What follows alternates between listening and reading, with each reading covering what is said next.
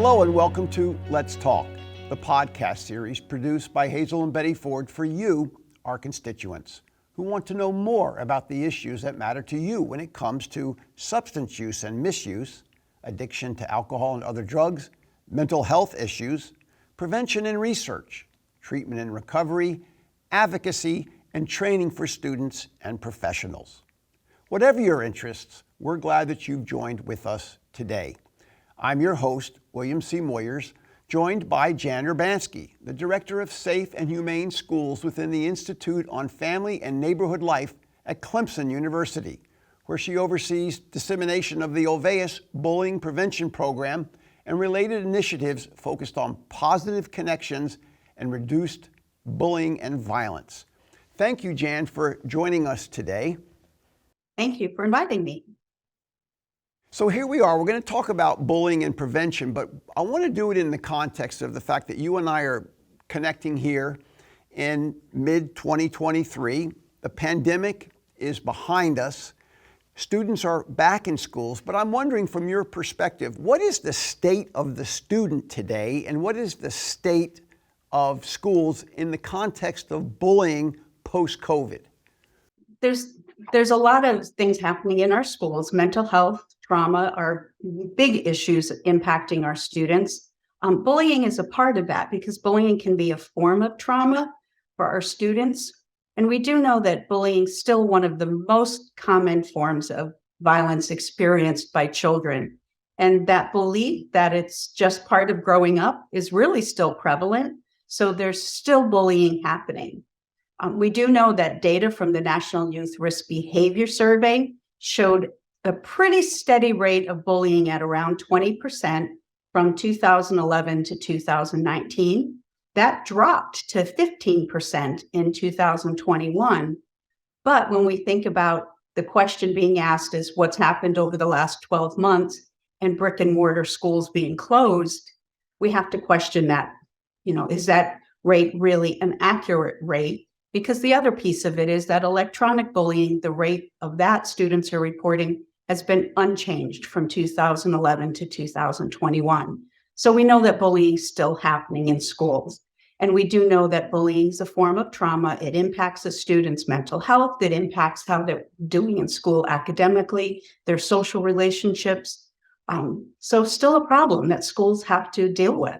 I'm struck that you used the term bullying and violence in the same sentence. Bullying is violence?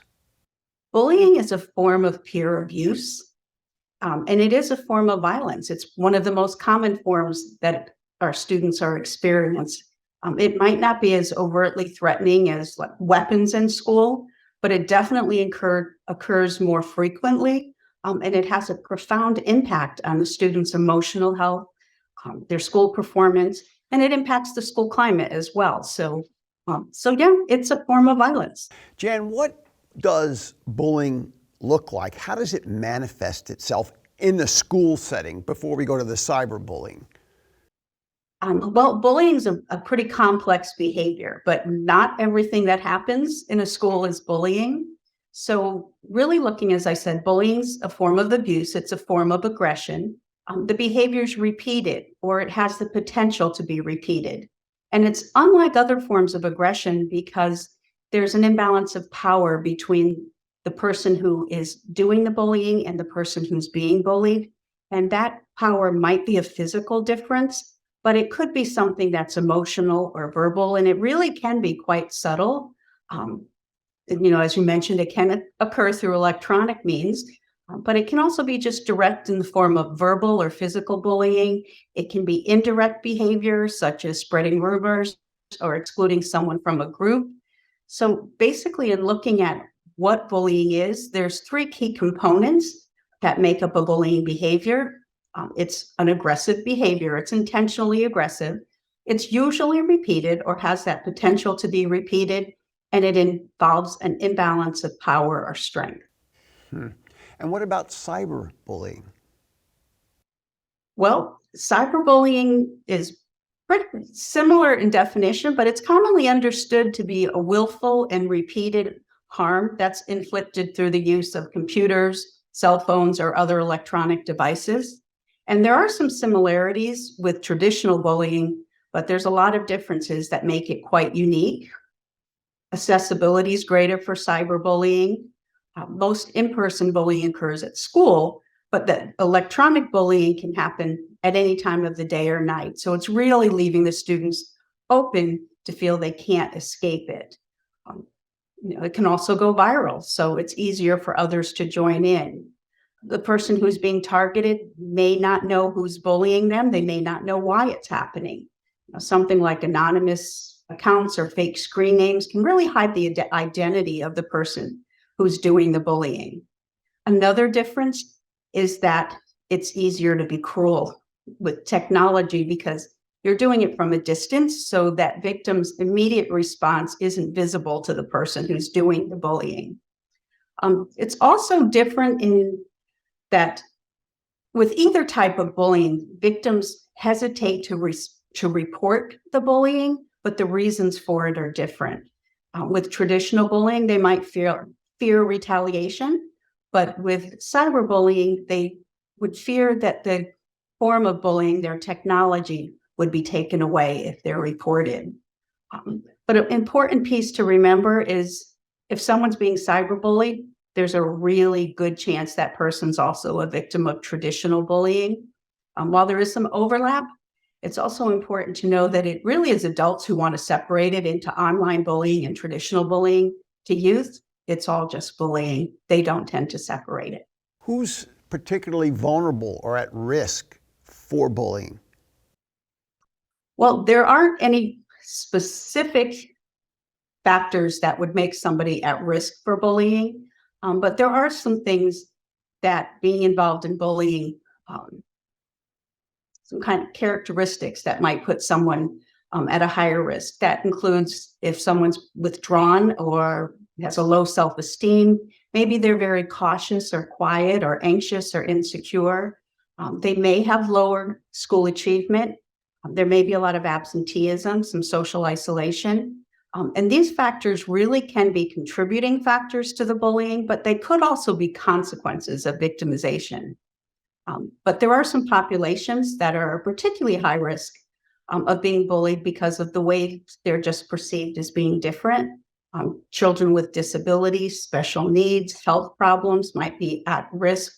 Populations of sexual minority youth, overweight, underweight youth are also vulnerable. And some other factors would be their socioeconomic status, immigration status, or minority religious affiliations tend to put a student at a higher risk of being bullied. Before we talk about the solution, one more question in that context. Is there a connection between mental health and bullying? Definitely, there is a connection. That bullying can be a repeated chronic stressor, so it's a source of trauma for young people. And that chronic stress of the repeated bullying can lead to internalizing problems for those who were victimized and externalizing or acting out problems for those who are bullying others. So, if constantly in a fight or flight mode, our brain gets stuck in survival mode, and that interferes with critical thinking, emotional regulation, ability to understand how others are feeling. Bullying can have some devastating effects on children. That includes psychosocial distress, poor mental health, higher rates of depression, loneliness, anxiety, lower self-esteem, lower self-worth, higher levels of shame. And even according to the National Child Traumatic Stress Network, being bullied can even lead to post-traumatic stress disorder. So definitely a connection between mental health and being victimized. But there's also some concerns for children who are bullying others as well, because with those, we still see some of the same kinds of things. And we know, thinking about adverse childhood experiences, bullying behaviors were more prevalent in students with higher ACE scores. So it's whether you're a victim of bullying, whether you're the person who's doing the bullying, or even if you're the bystander who sees it or knows that it's happening, there's definitely that connection of just feeling that something's not right at school. You're not feeling safe. You're not feeling like the teachers or the administrators or the adults in school can keep you safe if bullying's prevalent in the school. So considering that coexisting nature of bullying and mental health issues, addressing mental health may impact reductions in bullying, and addressing bullying may help to lead to improved mental health outcomes as well. So definitely a connection between the two. So let's talk more about that solution and where you target it. Does the solution start in schools? It's a very complex behavior, so there is no easy answer or quick fix to the problem of bullying, but there are things that can be done. One of the best tools for decreasing problems associated with bullying is to implement evidence-based prevention and intervention strategies. It's important to change the climate and social norms of the school if they're embedded with beliefs that support bullying behaviors. It's important to teach staff and students and parents and families that bullying is unacceptable and empowers them to address bullying behavior if it does happen. So it involves everyone. It's not the sole responsibility of any single individual. So a comprehensive evidence-based program involves all staff, all students, parents, and even the community in bullying prevention efforts. It addresses things at multiple levels. So an effective program begins with universal prevention efforts that are for all students at the school. And then there'd be preventive interventions for students who are at risk of bullying others or being bullied, and then would offer intensive support for students involved in bullying situations. And parents are involved in all of those pieces. So it's not an answer that just the schools need to do it, just the students or just the families. It really is everybody working together to make that happen. But and I don't mean this as a but okay. It takes highly trained counselors or professionals to help schools and parents come to terms with this, yes? In some components of it, yes, but it doesn't fall solely on those highly skilled counselors or social workers or psychologists, whoever it might be. It really does need to be everybody. So for an example of an evidence-based program that really does this is the Ulvaeus Bullying Prevention Program. And it's a framework that creates a safe and positive climate, but it has that intentional focus on addressing bullying. It's not really a program in a narrow sense. It's a collection of research-based components that form a unified whole school approach that discourages bullying and addresses it effectively if it occurs. So when you're looking at that universal prevention, that's everybody working together. That's your classroom teachers, that's teaching things, letting students know what bullying is, what do you do if it's happening to you. So it's those kinds of things at that classroom level. But then if a student is involved in bullying, then that might rise to the level of you do need that person, that counselor or that trained person who knows how to have that follow-up conversation or investigate the bullying that's happening. And then it would involve administrators because there may be some discipline things that need to happen or some actions that would be an administrative decision to be made. And then, of course, when anything's happening with your child at school, you want to involve the family with that as well so they know what's happening. So it's not just that one highly trained person. You really want to have training for everybody at the school so that they all know what bullying is, what they can do to prevent it, what they do if it does happen. So everybody working together is really the key and what research tells us works. And what's been your experience in that regard? Are students reluctant to get involved in some sort of program like Ulvaeus, or is there a constituency that says, I'm not being bullied, I'm not a bully, I don't want to be involved? How do you integrate that into the community class school setting? There definitely is that underlying, it's not happening to me, it's an embarrassment, I don't know what to do about it. Or there's also that piece of I'm not going to be a tattletale, I'm not going to snitch on people. So you do have those pieces that exist, But when you put that evidence-based program into place, then you're putting all kinds of components in that are kind of safety measures that have that student's back. So if a student reports something and nothing is done or something inappropriately is done, they may never report again and have that same feeling. But if you have those pieces in place and everyone in the school's been trained on how to take a bullying report and what to do about it, and the students know that's going to happen, then you're really changing that climate and changing that social norm so that it's okay to talk about bullying. It's okay to report bullying, knowing that there is an adult in the school who's going to address that and hopefully make it better. Certainly not addressing it appropriately is not going to make the situation worse, which is often a fear of the victims of bullying. Last question for this edition of our podcast. How do you measure success? I mean, there's always that struggle with prevention. How do you measure something that you've prevented? But I know that outcomes are critical to Ulvaeus, and I know they give it the credibility that it has. So talk a little bit about how you know it works. Sure.